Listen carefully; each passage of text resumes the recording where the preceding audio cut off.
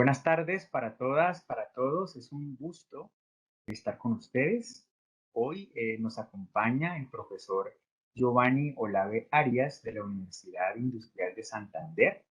Es el investigador que presentará este segundo encuentro de Entre Voces, encuentro sobre análisis del discurso. El profesor Giovanni Olave Arias es licenciado en Español y Literatura y magíster en Lingüística de la Universidad Tecnológica de Pereira. Además, es magíster en Educación por la Universidad Nacional de La Plata en Argentina y doctor en Lingüística por la Universidad de Buenos Aires. Es un investigador ampliamente reconocido en los campos del análisis del discurso, de la lectura, de la escritura, de la investigación, de la educación, y es para nosotros un gusto tenerlo en este espacio que coordina el área de lenguaje de la licenciatura en literatura y lengua castellana del IDEAT. Profesor Olave, muy buenas tardes. Hola, buenas tardes, qué gusto, muy agradecido con ustedes. Profe, entonces, ¿Listo? quedamos en... Bueno, pues me complace mucho el espacio, la verdad, qué bueno poder conversar en estos ciclos acerca de discurso político desde diferentes miradas. Voy a compartir de una vez la presentación eh, para, para dar inicio a el trabajo que ya se había anunciado con el título El insulto como gesto glotopolítico y sus modos de regulación discursiva. ¿Sí? Entonces vamos a trabajar estas 5 partes en la charla.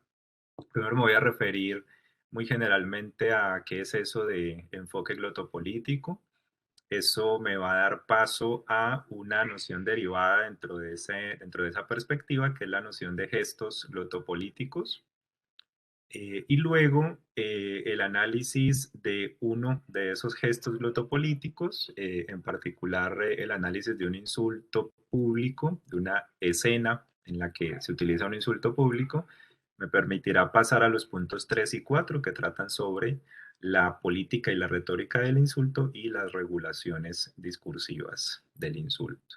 Y bueno, finalmente, pues algunas conclusiones, más proyecciones sobre todo, las conclusiones abiertas y ojalá alcanzar a compartir con ustedes y a que conversemos sobre estos temas. Entonces, bien, en principio, la glotopolítica la entenderemos como el análisis de las intervenciones en el espacio público del lenguaje, intervenciones que tienden a establecer, reproducir o transformar un orden social, presentándolo como legítimo o como ilegítimo. Y segundo, intervenciones que distribuyen políticamente el uso de la palabra pública. Y aquí estoy siguiendo la perspectiva de Elvira Arnoux, que viene trabajando en esto desde hace bastante tiempo. La glotopolítica plantea, a mi modo de ver, 2 problemas de investigación fundamentales. El primero tiene que ver con los modos de regulación de la discursividad, es decir, con las maneras de controlar el decir público, enfatizando en la evaluación del uso de la lengua. ¿Sí? Cuando se abordan esos modos de regulación, en general se abordan como discursos que tematizan explícitamente el lenguaje. Y una segunda dimensión problemática de este campo de investigación es la dimensión semiótica de los procesos políticos, es decir, ciertas funciones que adquieren los recursos de significación dentro de proyectos de ordenamiento social más amplios, ¿no? En ese caso, esos problemas en general no tematizan directamente el lenguaje. Em, con esa, digamos, con esa división o dentro de esos dos grandes problemas, aparecen algunos temas actuales dentro de la perspectiva glotopolítica. Ahí he hecho como la lista tratando de sintetizar la dispersión bibliográfica actual, dispersión pues que este, se está tratando de reunir en con diferentes estrategias bibliográficas, ¿no? Hay revistas, la revista AGLO, por ejemplo, que tiene una página web con acceso abierto a su revista. También algunas compilaciones de los congresos de glotopolítica, que van 4, que se realizan Al principio se realizaron cada año y ahora son bianuales. Y otros monográficos en revistas especializadas en los que se empieza a abrir campo esta perspectiva sobre el análisis del lenguaje.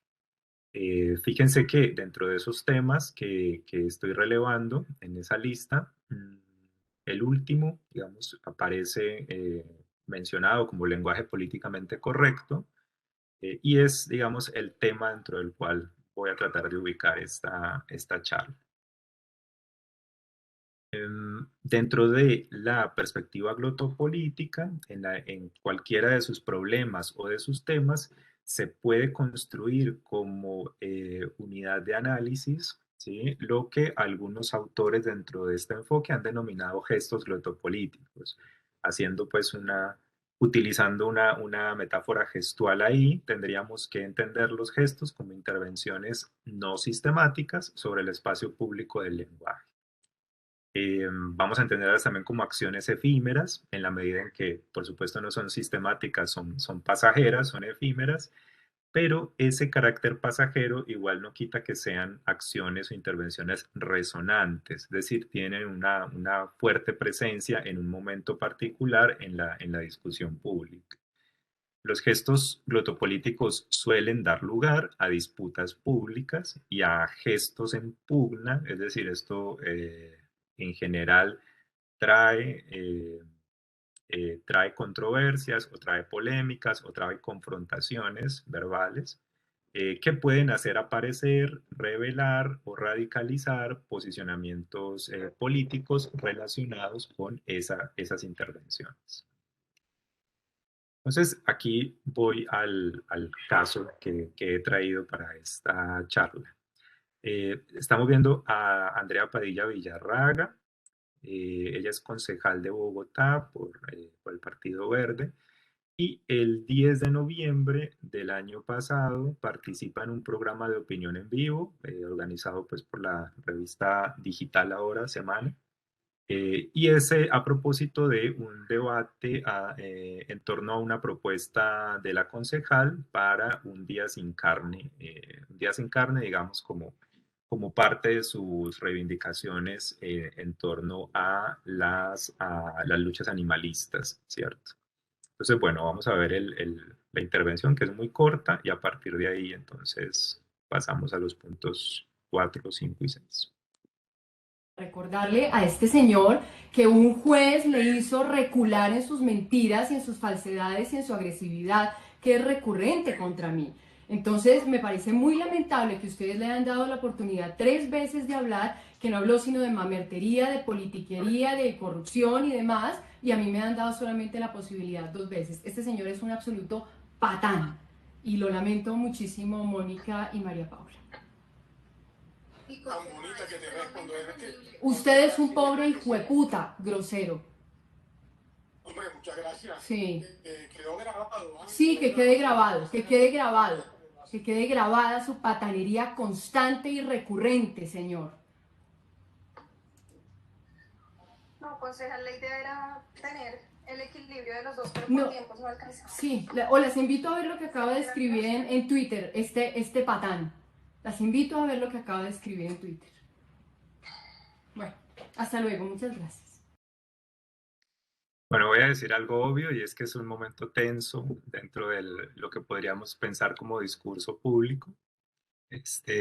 Y es tenso porque además está inscrito dentro de lo que también podríamos pensar como discurso político, ¿sí? Sin embargo, esa tensión precisamente viene a poner en crisis algunas ideas acerca de lo que está estabilizado como discurso político, o por lo menos viene a interrogarnos, digamos, qué tan político sigue siendo este discurso cuando aparece el uso de insultos directos, ¿no? Como este. Entonces, el abordaje, Recordarle. que propongo es a través de esos 4 pasos. Primero, reconstruir la escena del gesto discursivo, es decir, ubicarla dentro de un momento particular, ¿no? Y dentro de ese momento particular, pues tendremos que hablar de los actores involucrados, pero también de las demandas que se ponen en cuestión, ¿no? Las demandas sociales, en este caso las demandas animalistas, y su contraparte, ¿no? Su contraparte porque la concejal está discutiendo contra José Félix Laforí, que es un personaje público importante en Colombia, dado que es la cabeza de Fedegan, que es la agremiación pues, que reúne a los ganaderos en el país. El segundo procedimiento, el segundo paso es relacionar este gesto con sus discursos previos, lo cual es muy importante porque nos permite encontrar cuál es la serie, ¿no? Cuál es la cadena de acciones y reacciones dentro de la cual podemos ubicar el insulto, ¿sí? Dentro de la cual entonces podemos entender cómo aparece, por qué aparece y para qué aparece. El tercer procedimiento es revisar los discursos posteriores al gesto, en el mismo sentido de construir una cadena o construir una serie en torno a ese gesto. Y cuarto, interrogar la dimensión política del gesto discursivo, dado que, como definíamos glotopolítica al principio, se trata de una perspectiva que insiste en la relación entre lenguaje y política. Entonces, en principio, bueno, el antecedente de la serie pues es este trino, esta comunicación pública del personaje al que Padilla está insultando, que es José Félix Laforí. El trino, dice: la concejal de Bogotá, Andrea Padilla, del Partido Verde, saltó a la fama por no saber responder si en caso de un incendio prefería salvar una cucaracha que a un niño. Como ven, el trino pues nos reenvía a un momento anterior, digamos, en esta discursividad. Sin embargo, establezco como el inicio de la serie para no entrar en la discusión anterior que refiere la primera parte del trino. Porque lo importante viene después, y es lo que está subrayado. Llegó al Cabildo con los votos del hermano de Alfonso Cano, cabecilla de las FARC. Recordemos que Alfonso Cano fue uno de los miembros del secretariado de las FARC, muerto muerto en un bombardeo, y digamos este hecho va a marcar casi el inicio de la decisión de la guerrilla y del gobierno, en su momento del gobierno Santos, de sentarse a dialogar los acuerdos de paz. Esto pues en 2012. Frente a esta comunicación, frente a esta pues acusación, digamos, tendremos que decir que constituye una calumnia. Recordemos que la calumnia como acto, como acción, está tipificada, digamos, por la ley, y opera cuando se acusa a otra persona sin pruebas, sin tener las pruebas, de haber cometido algún acto delictivo.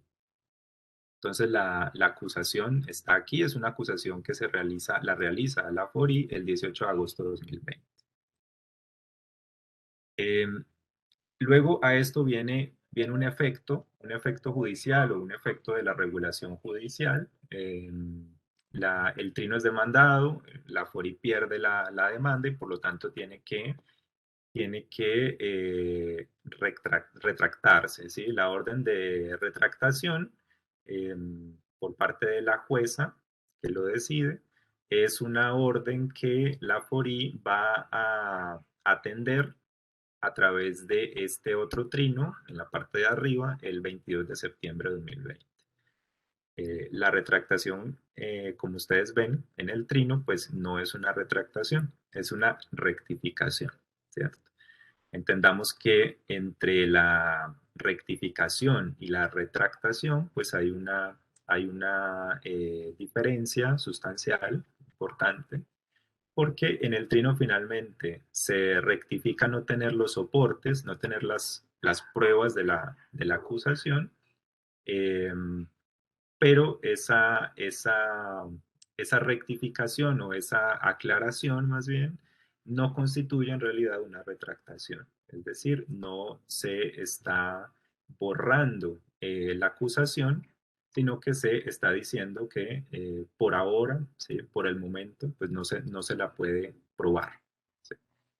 pues, la distancia entre rectificación y retractación y el hecho de que el señor Laforí no se retracte, sino que rectifique para atender la demanda, la tutela, pues va a generar un rechazo de la calumnia, pero también de la rectificación, ¿no? Y en ese rechazo realizado por Andrea Padilla, por el mismo medio, digamos, todo esto por las redes sociodigitales, es un rechazo que va a operar un desplazamiento en la rectificación y va a presentarlo como ratificación, ¿sí? Es importante leer el trino 3. Dice, ¿qué canalla y pícaro eres? Digo que es importante porque, digamos, aquí se empieza a introducir el insulto dentro del discurso de la concejal. ¿Qué canalla y pícaro eres? José Félix Laforí o arroba José Félix Laforí. Bien sabes que la justicia te obligó a rectificar, no a ratificar. ¿Sí? A reconocer el error que cometiste al difundir información falsa sobre mí y mis electores. Aquí te recuerdo lo que dijo la juez y hay un enlace a la sanción, bueno, a la orden, digamos, judicial. Y este incidente, digamos, es presentado como un incidente de desacato. Recordemos que en la ley colombiana el desacato a una acción de tutela, pues es una falta grave que tiene como efecto, pues, cárcel, privación de la libertad. Ahora, insisto, en el rechazo de la calumnia y de la rectificación, el movimiento será convertir la rectificación en una ratificación, que por supuesto también tiene una distancia, ¿no? No es lo mismo rectificar que ratificar, ¿ya? Así como no es lo mismo retractarse que rectificar, ¿sí? Entonces tenemos en la cadena, en la serie de discursos, este rechazo y luego viene un segundo rechazo de la calumnia, ¿sí? En ese segundo rechazo también se rechaza la rectificación, ¿sí?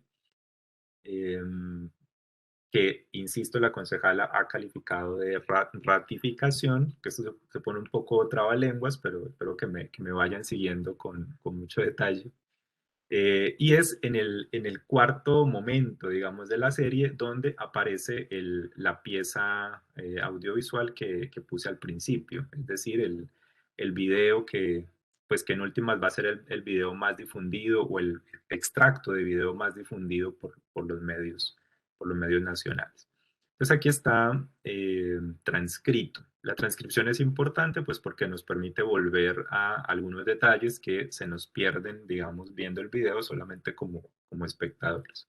Entonces, para el análisis he utilizado una transcripción, digamos, sin tener en cuenta los rasgos suprasegmentales, que, digamos, sería una herramienta posible para introducir dentro del análisis, pero pues en la que no me voy a detener en esta charla. Lo voy a volver a poner porque yo sé que lo quieren volver a escuchar, pero esta vez vamos a seguirlo con la transliteración. Recordarle a este señor que un juez le hizo recular en sus mentiras y en sus falsedades y en su agresividad, que es recurrente contra mí. Entonces, me parece muy lamentable que ustedes le hayan dado la oportunidad 3 veces de hablar, que no habló sino de mamertería, de politiquería, de corrupción y demás, y a mí me han dado solamente la posibilidad 2 veces. Este señor es un absoluto patán, y lo lamento muchísimo, Mónica y María Paula. Tan bonita que te ves cuando eres que... Usted es un pobre hijueputa, grosero. Hombre, muchas gracias. Sí. Quedó grabado. ¿Ah? Sí, que quede grabado, que quede grabado. Que quede grabada su patanería constante y recurrente, señor. No, concejal, la idea era tener el equilibrio de los dos, pero No. por tiempos no alcanzamos. Sí, o las invito a ver lo que acaba de escribir en Twitter, este patán. Las invito a ver lo que acaba de escribir en Twitter. Bueno, hasta luego, muchas gracias.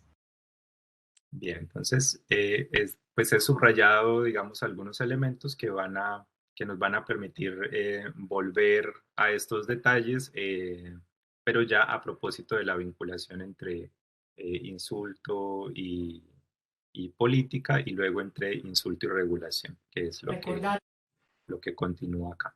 Bueno, y el quinto momento, digamos, discursivo en la serie, pues es la reacción del ofendido, reacción que aparece en una parte del video de la concejala, del extracto anterior. Ella se refiere específicamente a este trino que al parecer la FORI realiza, publica mientras está ocurriendo todo esto. Dice la FORI, la muy comedida, entre comillas, concejal ambientalista, con quien acabo de tener un panel sobre el día sin carne, se despide de las periodistas de Revista Semana con pataleta incluida y conmigo se lució. Usted es un hijo de puta. Así se expresan cuando la razón no les acompaña. Este trino, pues como ven, es el mismo día, 10 de noviembre, inmediatamente. Bien. Y el sexto momento, digamos, en la serie discursiva, tiene que ver con los efectos del gesto, es decir, aquellos efectos que nos permiten ver de manera más directa la regulación política de la discursividad. Pues aquí hay un pedacito de un programa radial que estuvo dedicado a este momento político tan especial, digamos, en Colombia. Lo realiza pues un grupo, digamos, un sector afín a la FORI, ¿sí? Afín a la FORI, en el programa de radio La Hora de la Verdad, dirigido por el señor Fernando Londón. Pero ese es el estilo, eso es el estilo. El estilo es el hombre. Bueno, pues La a persona- falta de argumentos, además. Es que Pero- todo se pero- puede pero- debatir con altura, con argumentos. Uno puede discrepar, faltará más que todos estuviéramos de acuerdo en todo. Pero si es a eso a donde pretenden llevar el debate los animalistas, ¿Qué se sigue de ahí? Dígame qué se sigue. Si eso pasa en el no, Consejo no, de no. Bogotá, ¿qué pasa en las calles? ¿Qué pasa en las calles? Si así se expresa una concejal de Bogotá, cuando tiene una discusión y entonces la manera de resolver la constitución, la discusión es a maderazo limpio. Qué grosería, qué patanería. Nos perdonan por haberla puesto, pero es que es concejal de Bogotá, señor. Es co-gobernante de esta ciudad y ese es el estilo. Concejal que se le paga con los impuestos de todos. Es decir, uno no esperaría ver a un servidor público, pues, precisamente atacando así a un Ana, ciudadano.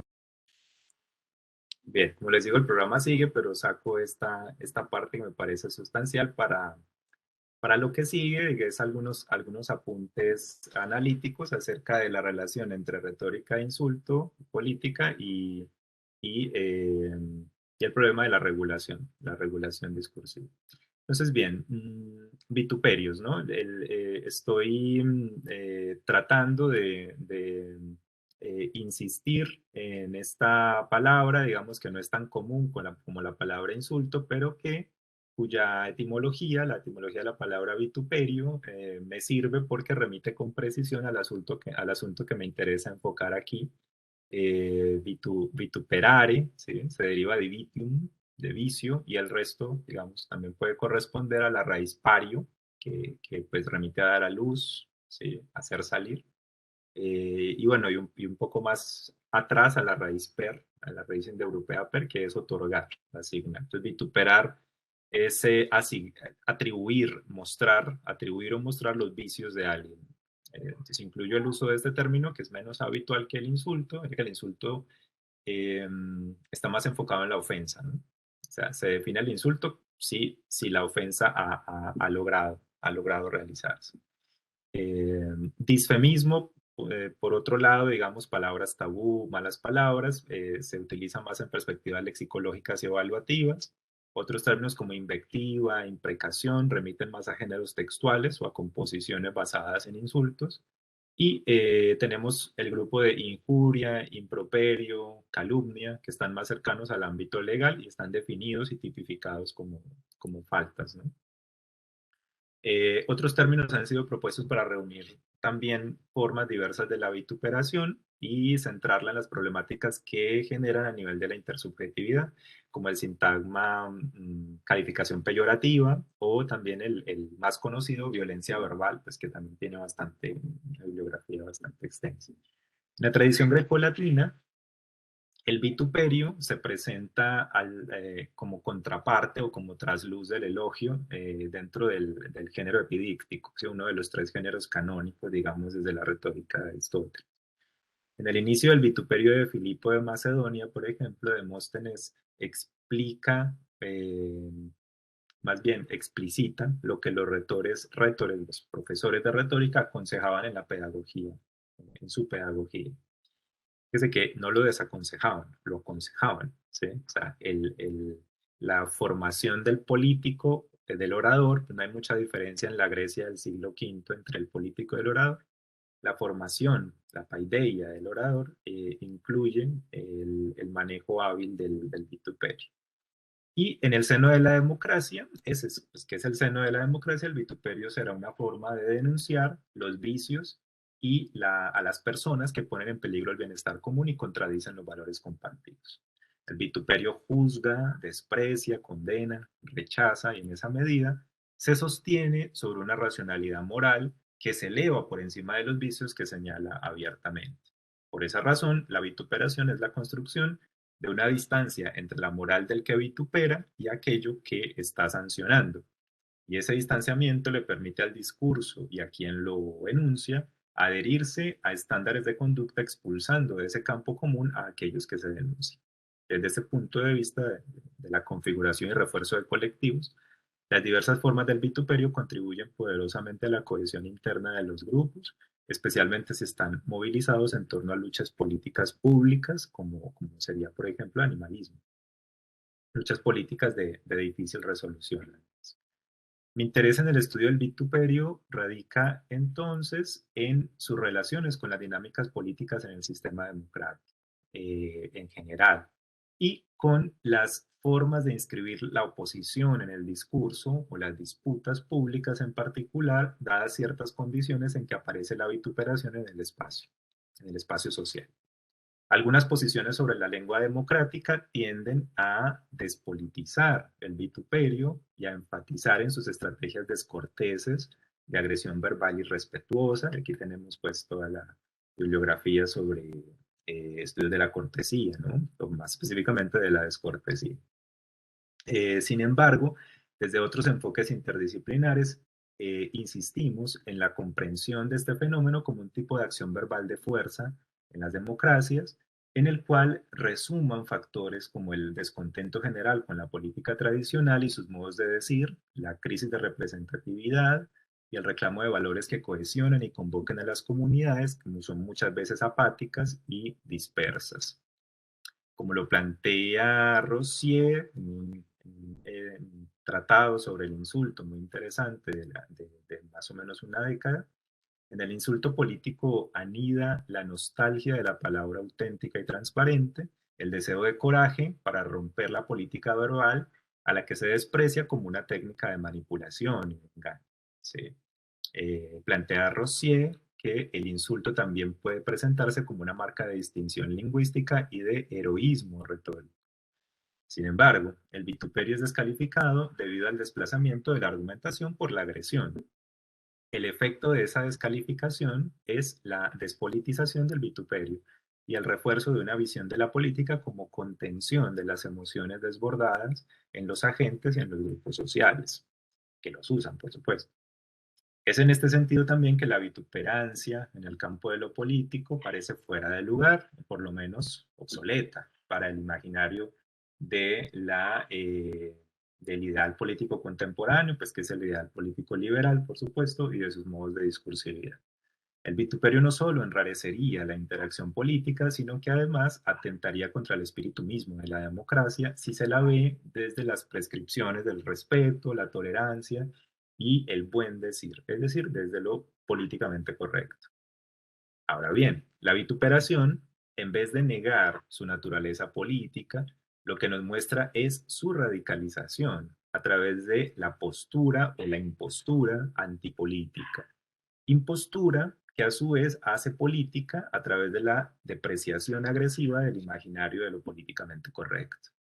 En esta medida, el vituperio recupera y traduce en agresión verbal el desencanto común con el discurso político tradicional. Esa traducción es comunicada con altavoces y su estridencia es requerida para que la indignación social se construya, mueva y conmueva. Hay ahí entonces una voz política que elige presentarse como grito, porque así lo pueden estar exigiendo las condiciones de su enunciación, ¿sí? En el caso de una calumnia muy grave, la distribución inequitativa de los micrófonos en el programa radial y una disputa de gran envergadura entre los animalistas y el poderoso gremio de la carne en Colombia.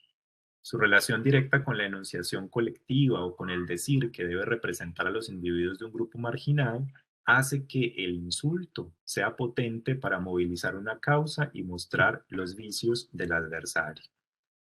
Sin embargo, es precisamente esa potencia radicalizante de la agresión verbal la que cierra el campo de la discusión argumentativa y del acuerdo con los adversarios.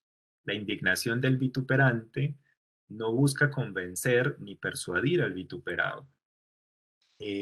Todavía más, la destinación privilegiada de esa palabra insultante no está dirigida al contradictor, sino que está dirigida a la comunidad de pertenencia, en función de la justificación de la lucha social que se libra y de la exhortación a la continuidad de esa lucha.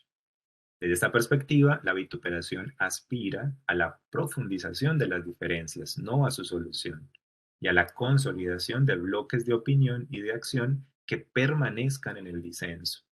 Esto significa que estamos fuera del marco de la discusión racional argumentativa, pero por supuesto no por fuera del campo de la política, ¿sí? Diría más bien lo contrario. El insulto público nos pone en un lugar importante de la política democrática real, donde la discursividad adquiere formas estridentes para mantener el compromiso con ciertas luchas sociales generalmente invisibles o marginales.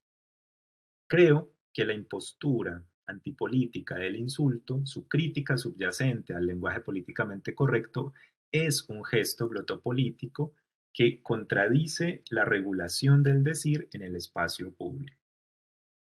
Concretamente, cuestiona la idea de que el debate público con altura, ¿sí?, sea el único debate posible o inclusive deseable para la exposición de desacuerdos profundos, como lo plantea Fogel.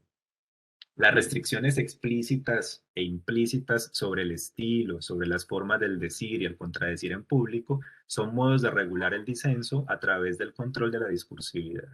Curtin habla en un trabajo bellísimo de 2006 sobre el lenguaje políticamente correcto, habla de un control moral del comportamiento verbal propio del lenguaje políticamente correcto, que reclama neutralizar o pasteurizar las palabras para evitar que sean ofensivas. En el caso de los vituperios públicos, explícita o implícitamente se exige que el léxico de la disputa sea cordial, ¿sí?, que sea correcto, aunque no sea amable, ¿sí? Y de hecho, aunque ese léxico, siendo cordial, ¿sí?, pueda llegar a ser más ofensivo y peligroso que el insulto propiamente dicho, como en el caso de la calumnia, ¿no? Estas regulaciones introducen directamente juicios morales sobre la conducta de los actores sociales, ¿sí?, a veces indirectamente o a veces directamente. El madrazo de la concejal es la concejal, ¿sí? Recuerden cuando Fernando Londoño en su programa dice: el estilo es el hombre, el estilo es el hombre, el madrazo es la concejal. El insulto anula sus reclamos y los reduce a una pataleta, como dice Laforie en su trino de reacción, los reduce a una pataleta, a un espectáculo para lucirse, entre comillas, y a una carencia de capacidad argumentativa, ¿sí? La convierte inclusive en una representante deshonesta a la concejal, en una funcionaria que malversa los recursos públicos al atacar a los ciudadanos que pagan sus impuestos. Esto según el comentario en la radio, en el programa de London. Estos desplazamientos terminan por presentar el insulto como una prueba o como una evidencia incontrovertible, ¿sí? Recordemos la insistencia del ganadero en que el madrazo ha quedado grabado, ¿no?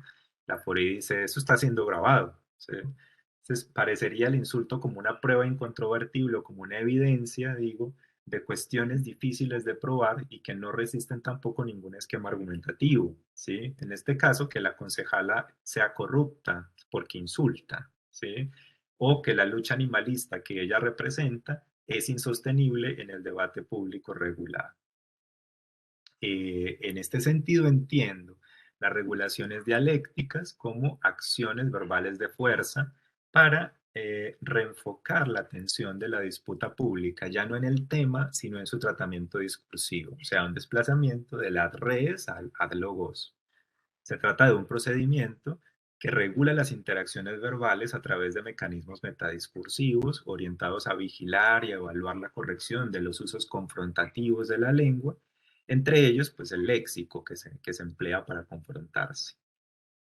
Es claro que el término insultante pierde su significado literal, es decir, la concejala no está definiendo de quién es hijo el ganadero, digamos, pese a que él intente reencauzar ese significado con la reformulación hijo de puta, sin espacios, a partir de el término que utiliza la concejala, que es hijo de puta. ¿Sí?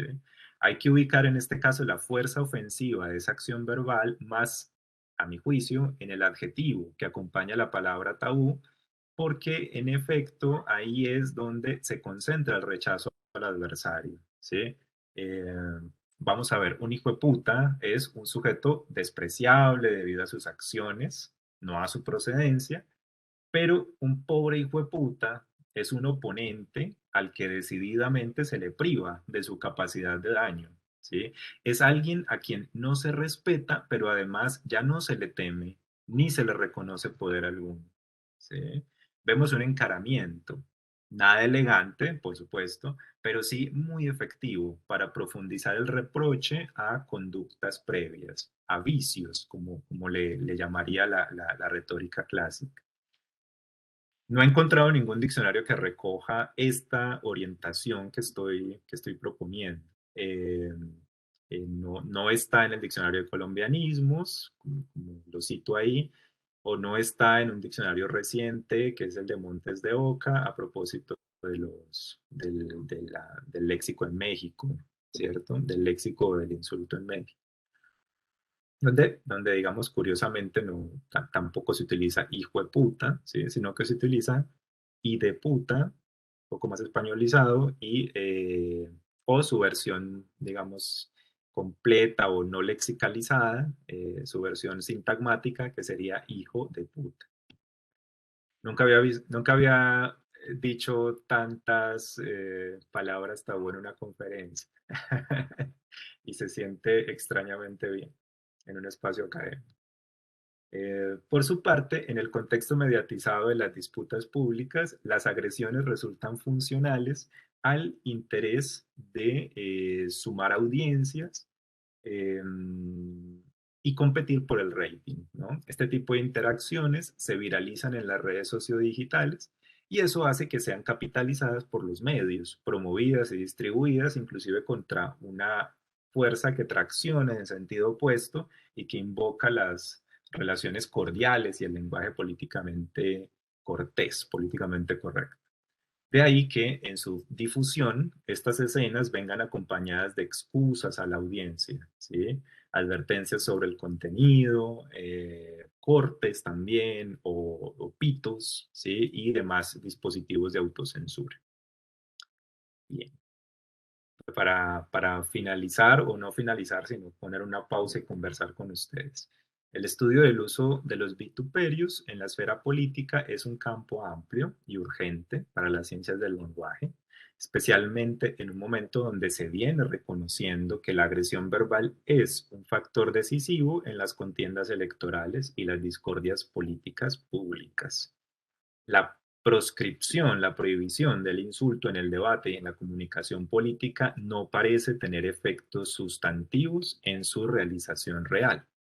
En lugar del rechazo a estos fenómenos desde reclamos éticos y que son válidos, por supuesto, creo que conviene más preguntarse cómo es que el insulto, como gesto glotopolítico, hace ver a los descontentos, cohesiona a esos descontentos, profundiza divergencias de fondo en las democracias y confronta los discursos y dispositivos reguladores de la palabra pública.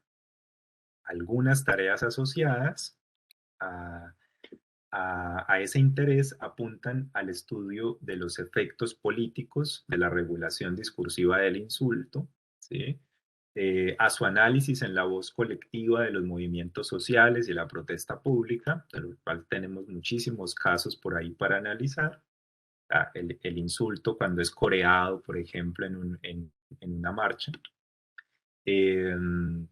También la instrumentalización que realizan las industrias mediáticas para vender sus productos basados en el espectáculo de la agresión verbal, ¿ya? O sea, lo mediático ahí no es menor y requeriría un estudio pues, bastante amplio.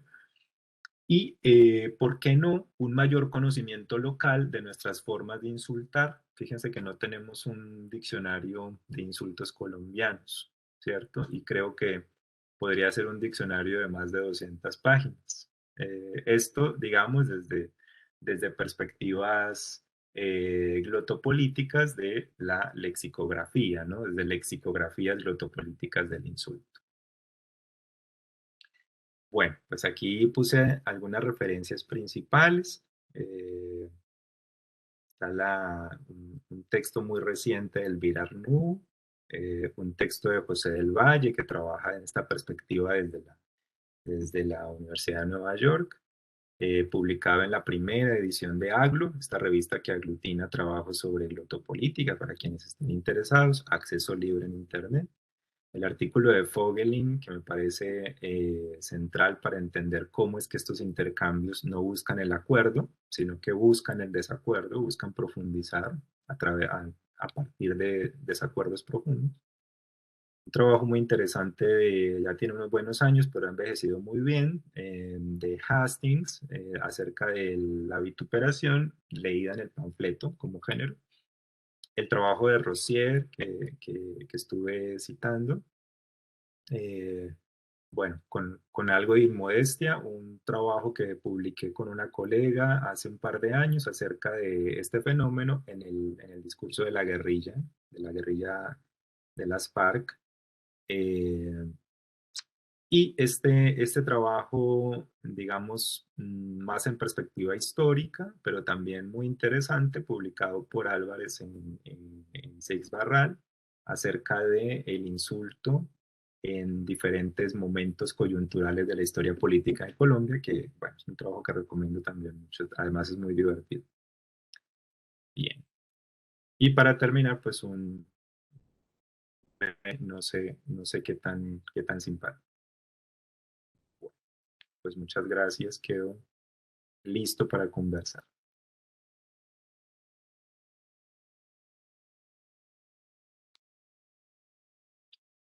Profesor Giovanni, muchas gracias por esta charla tan interesante, por esta conferencia tan interesante.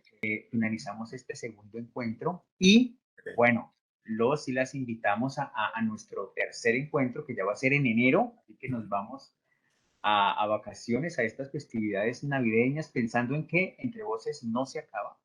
Retornamos en enero con una nueva conferencia, con un nuevo encuentro sobre el discurso político. Muchísimas gracias, profesor. Gracias a ustedes, a todos.